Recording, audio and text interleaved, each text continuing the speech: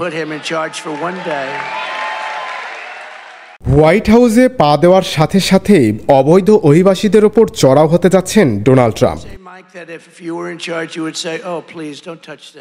অভিবাসীদের বৈধভাবে যুক্তরাষ্ট্রে প্রবেশের সুযোগ দিতে প্রেসিডেন্ট জো বাইডেন যেসব পদক্ষেপ নিয়েছিলেন সেগুলো বাতিল করবেন এই রিপাবলিকান নেতা।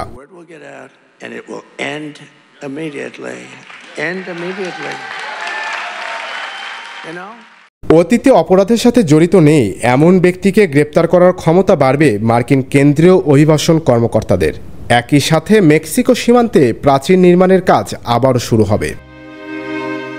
গত কয়েক বছরে আমেরিকায় লাখ লাখ অভিবাসীকে বৈধভাবে প্রবেশের সুযোগ দিতে মানবিক প্রকল্প হাতে নিয়েছিলেন জো বাইডেন। নির্বাহী আদেশের মাধ্যমে সেই প্রকল্প বাতিল করতে পারেন নবনির্বাচিত প্রেসিডেন্ট। একই সাথে ভিসার মেয়াদ শেষ হওয়ার পরও যেসব অভিবাসী যুক্তরাষ্ট্রে বসবাস করছেন তাদের স্বেচ্ছায় দেশটি ত্যাগ করতে উৎসাহিত করবেন ডোনাল্ড ট্রাম্প। ইন্টারন্যাশনাল ডেস্ক, দৈনিক করতোয়া।